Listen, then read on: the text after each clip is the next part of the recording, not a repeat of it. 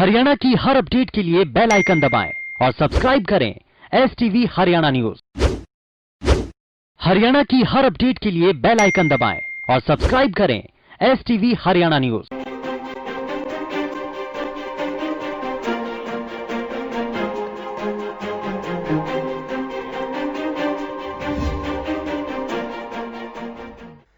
नमस्कार, स्वागत है आपका। मैं हूं गौरव कुमार पांडे। हरियाणा के हुनर से हर कोई वाकिफ है। यहां के मिट्टी में जन्मी प्रतिभा ने अपनी काबिलियत के दम पर मुश्किल से मुश्किल मुकाम को हासिल किया है। वैसे तो प्रदेश के युवाओं के नाम अनगिनत कीर्तिमान है।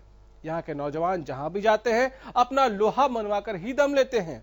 हरियाणा के एक और लाल ने देश भर में प्रदेश का नाम रोशन किया है। सोनीपत के प्रदीप सिंह ने यूपीएससी में टॉप कर इतिहास के पन्नों में अपना नाम दर्ज कराया है। आज आपको यूपीएससी के लिए प्रदीप की मेहनत और उनसे जुड़े कुछ जरूरी पहलुओं से रूबरू करवाएंगे।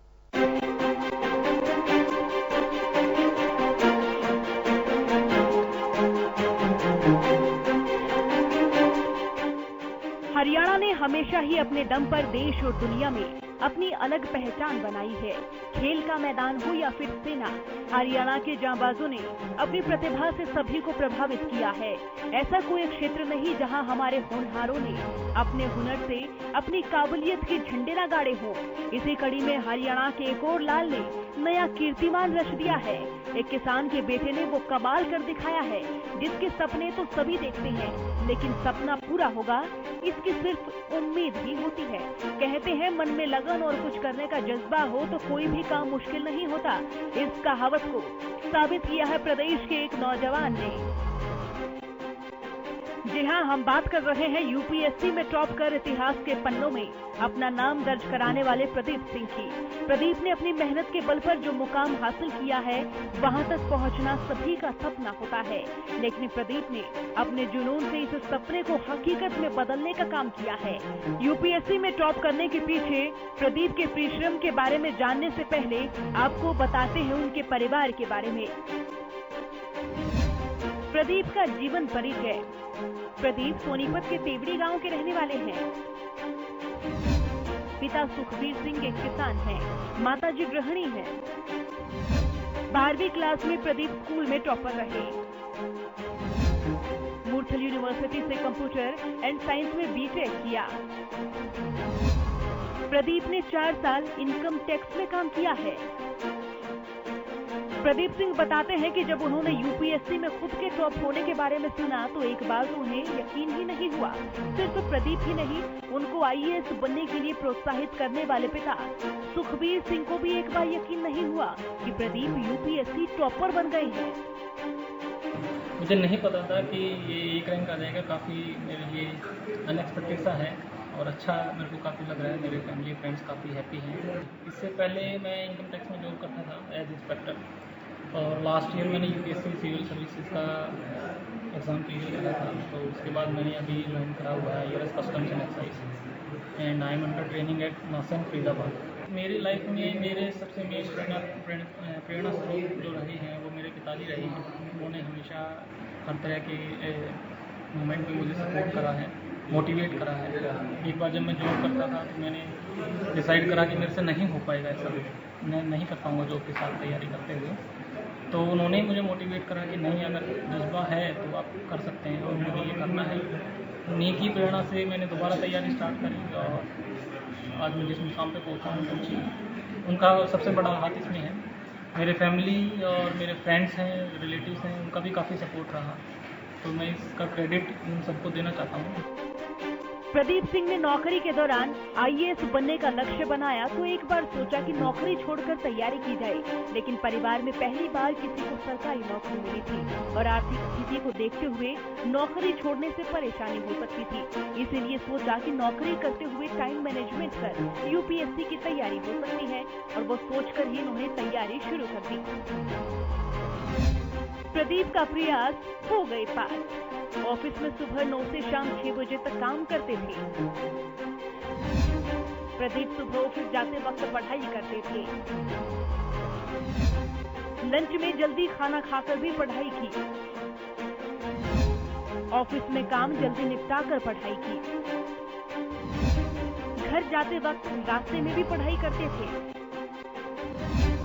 घर में समय मिलते ही पढ़ाई करते थे। पहले से तय साप्ताहिक पाठ्यक्रम जरूर तय करना होता था। स्टार्टिंग में जब मैंने स्टार्ट करा था तो तब मैंने थोड़ा हेल्प कर दिया था कोचिंग का, बट अभी पिछले काफ़ी टाइम से तो मैं सेल्फ स्टडी कर रहा था। मेरे फ्रेंड्स थे, उनका सपोर्ट रहा, उनके साथ हम तैयारी करते थे। और जॉब के साथ थोड़ा मैं भी साथ में जॉब नहीं कर रहा था, तो उसके साथ मैं मेरी जॉब अलाउ नहीं करती थी कि मैं कोचिंग वगैरह करती, सेल्फ स्टडी ही था मैं। और साथ में जो फ्रेंड्स तैयार कर रहे थे उनका काफ़ी सपोर्ट रहा। जी देखिए, चैलेंजिंग तो है, आप किसी भी जॉब में जाते हैं तो चैलेंजेस तो आपके सामने हमेशा ही रहते ही हैं। और हम जिस चीज़ के लिए हम तैयारी कर रहे हैं तो मुझे लगता है कि आगे हमारे देश के सामने बहुत सारे ऐसे प्रॉब्लम्स हैं, अभी भी हैं, पहले भी थी। तो हम कोशिश करेंगे कि हम उनको लोगों को, जो गरीब तबके के लोग हैं, उनके लिए कुछ कर पाएँ आगे, और देश के विकास में हम अपना योगदान दे पाएँ। प्रदीप सिंह की मेहनत ने एक बार फिर से साबित कर दिया है कि हरियाणा की मिट्टी में वो हुनर है जो कठिन से कठिन लक्ष्य को हासिल करने का दम रखता है। बस जरूरत है एक जुनून और हौसले की। राजपत ने प्रदीप सिंह से खास मुलाकात की। इस दौरान प्रदीप ने यूपीएससी की तैयारी के लिए जरूरी बातों के बारे में बताया है। आप भी सुनिए। इस वक्त हम हैं प्रदीप सिंह, जिन्होंने यूपीएससी का टॉपर जो किया है और जिला सोनीपत का नाम रोशन किया है, खासकर हरियाणा का नाम रोशन किया है। उनसे जानते हैं कि उनका अगला लक्ष्य क्या है और उन्होंने कैसे इस तक पहुंचे और उनका क्या भविष्य है। जी, आपका पूरा परिचय। जी, मेरा नाम प्रदीप सिंह है और मैं सोनीपत जिले हरियाणा का रहने वाला हूँ। और मेरे पिता एक किसान हैं, मेरी माता हाउसवाइफ हैं। मैंने अपनी schooling Shambhudayal modern school Sonipat से करी है और मैंने बीटेक करा है कंप्यूटर साइंस एंड इंजीनियरिंग में दीकृष्ट यूनिवर्सिटी से। तो अगला लक्ष्य क्या है आपका? देखिए, अगला लक्ष्य तो अब जो आगे जाएंगे, जो हमें काम दिया जाएगा, जैसे भी दिया जाएगा, हम कोशिश करेंगे कि अपनी पूरी जिम्मेदारी और ईमानदारी के साथ उसको निभा सकें। इतने यहाँ तक पहुँचने का क्या कुछ लक्ष्य है, क्या कुछ जानकारी? यहाँ तक देखिए, एक स्टेप बाय स्टेप प्रोसेस था और फैमिली ने सपोर्ट करा, फ्रेंड्स ने सपोर्ट करा, उन्होंने मोटिवेट करा कि मेरे को इसकी तैयारी करनी चाहिए। तो मैंने इसकी तैयारी स्टार्ट करी 2016 में और मैंने अपना फर्स्ट अटैम्प्ट दिया था। ये मेरा 4th अटैम्प्ट था और यहाँ तक का सफ़र काफ़ी चैलेंजिंग भी रहा, काफ़ी चुनौतियाँ भी रही, बट काफ़ी सुखद रहा। जैसे आपने शिक्षा प्राप्त की है, वो कहाँ से, क्या कुछ? जी, शिक्षा मैंने बताया आपको कि मेरी जो स्कूलिंग हुई है वो शंभुदयाल मॉडर्न स्कूल से सोनीपत से हुई है। और उसके बाद जो मैंने बीटेक करा है कंप्यूटर साइंस एंड इंजीनियरिंग में, वो मैंने दीकृष्ट मुरथल यूनिवर्सिटी से करा है। तो जैसे बच्चे और भी शिक्षा के नाम पर आजकल काफ़ी तैयारी कर रहे हैं, तो उनको क्या कुछ प्रेरणा के लिए? जी, प्रेरणा के लिए मैं उनको यही संदेश देना चाहूँगा कि आप मेहनत करें और मेहनत का कोई सब्स्टिट्यूट नहीं है और स्मार्ट तरीके से मेहनत करें। आजकल काफ़ी चीज़ें चेंज हो रही हैं, पैटर्न चेंज हो रहे हैं। तो आप पिछले क्वेश्चन पेपर्स उठा के देखें और देखें कि किस तरह से क्वेश्चंस पूछे जा रहे हैं। उसमें करंट अफेयर्स का भी काफ़ी आजकल इम्पोर्टेंट रोल रहता है, तो आप उनके साथ अपने सिलेबस को एसोसिएट करके पढ़ें। और यही मैं बोलना चाहूँगा कि आप मायूस ना हो। सक्सेस और फेलियर तो लाइफ का हिस्सा है, वो चलते रहते हैं। तो आप अगर लगातार डिटर्मिनेशन के साथ मेहनत करते रहेंगे, कंसिस्टेंसी से करेंगे, तो आपको भी सफलता ज़रूर मिलेगी। शिक्षा का कहीं ना कहीं देश में काफ़ी ऐसा है कि जिनको कोचिंग की ज़रूरत पड़ती है या प्राइवेट स्कूलों में पढ़ाना होता है। गरीब व्यक्ति हैं जो प्राइवेट स्कूल में नहीं पढ़ा सकते, कोचिंग नहीं दे सकते, तो उनके लिए क्या आपकी तरफ से क्या कुछ रहेगा? जी देखिए, मैं जो गरीब लोग हैं या जो गरीब वर्ग के बच्चे हैं, उनके लिए मैं यही बोलना चाहूँगा कि हमारी जो सरकार की बहुत सारी योजनाएं हैं, तो सबसे पहले तो उनको इसके बारे में जागरूक करना है। उनके पेरेंट्स को बताना है कि आप अपने बच्चों को पढ़ाने की तरफ, स्कूल की तरफ भेजिए और उनको मोटिवेट करें कि वो भी आगे पढ़ के बहुत कुछ कर सकते हैं। तो सबसे पहले तो पेरेंट्स के मन में और समाज को भी इसके लिए आगे आना होगा। एक जागरूकता अभियान इसके लिए चाहिए। और फिर समाज में भी जो भी इंस्टीट्यूशंस हैं, सरकार है, प्रशासन है, जो भी इसके लिए जहाँ पे हेल्प कर सकता है उनको हेल्प करनी चाहिए और कर भी रहे हैं, ऐसी बात नहीं है। तो मैं यही कहना चाहूँगा कि एक समाज के तौर पे हम सबको एकजुट होके जो मेधावी बच्चे हैं, गरीब वर्ग से आते हैं, अगर वो आगे बढ़ना चाहते हैं तो हमें उनकी हेल्प करना चाहिए और उनको सपोर्ट करना चाहिए।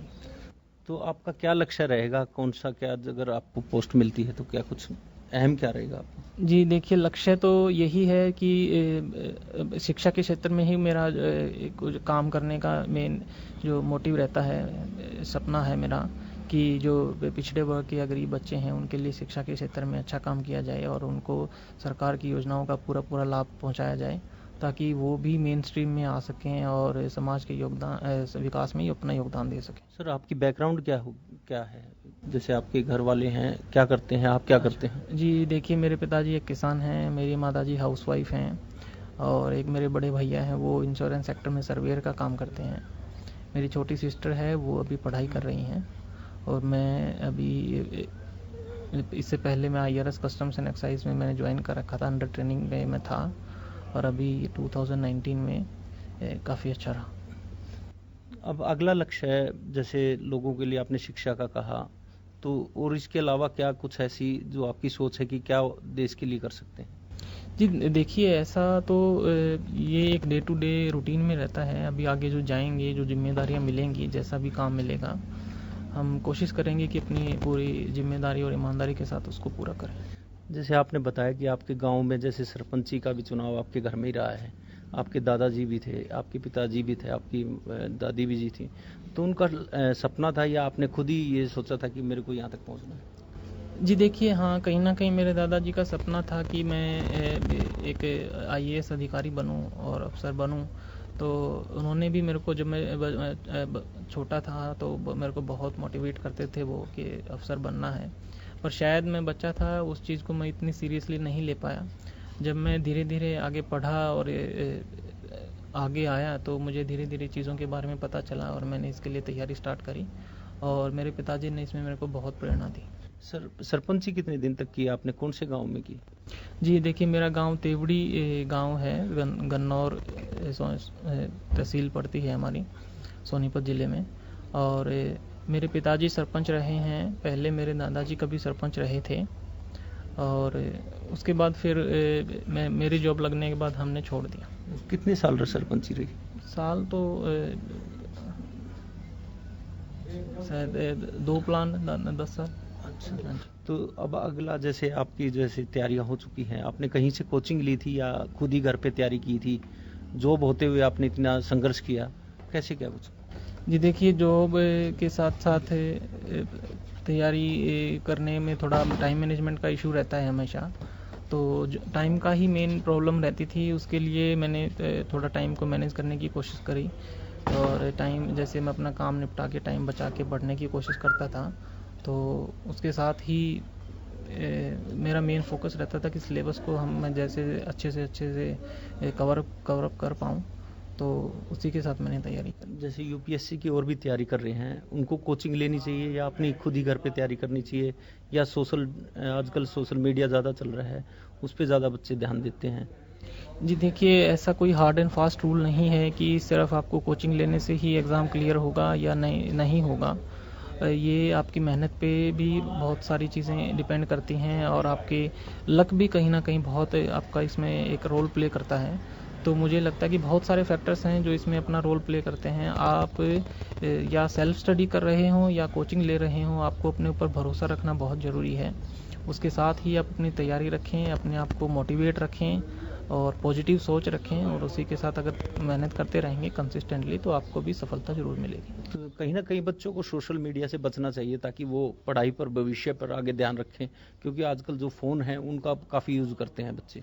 जी देखिए, सोशल मीडिया, कोई भी टेक्नोलॉजी अगर आपके सामने है तो उसके अच्छे और बुरे दोनों तरह के प्रभाव हमारे समाज पे पड़ते हैं। तो हमें कोशिश करनी चाहिए कि हम उसमें से अच्छी चीज़ें कैसे निकाल सकते हैं और अपने फ़ायदे के लिए उसको कैसे यूज़ कर सकते हैं। ऐसी बात नहीं है, सोशल मीडिया के फ़ायदे भी बहुत सारे हैं और हम बहुत सारी चीज़ें एक दूसरे से शेयर कर सकते हैं, जल्दी जागरूक रहते हैं अपने समाज के बारे में, चीज़ों के बारे में। और यूट्यूब वगैरह पे हम अपनी UPSC से रिलेटेड कोई वीडियोस आती हैं, करंट अफेयर से रिलेटेड वीडियोस आती हैं, तो वो देख सकते हैं। तो ऐसी बात नहीं है, बहुत सारी अच्छी चीज़ें भी हैं सोशल मीडिया का। मुझे लगता है कि आपको जहाँ तक आप अपना उसमें फ़ायदा कर सकते हैं तो आपको ज़रूर यूज़ करना चाहिए। तो आपने क्या चुना है? जैसे आपको मौका मिलेगा हरियाणा या कोई और अदर स्टेट, क्या कुछ? जी देखिए, मेरी पहली जो प्रेफरेंस है वो तो होम स्टेट कार्डर ही है। बाकी अभी बाद में पता चलेगा कि कैसे क्या रहेगा। ये थे हमारे साथ प्रदीप सिंह जी, जिनसे हमने बातचीत की है, यूपीएससी का जिन्होंने टॉप किया है और खासकर हरियाणा का नाम रोशन किया है। लाजपत हरियाणा न्यूज के लिए सोनीपत से। हमारे इस खास पेशकश में फिलहाल इतना ही। इजाजत दीजिए। नमस्कार।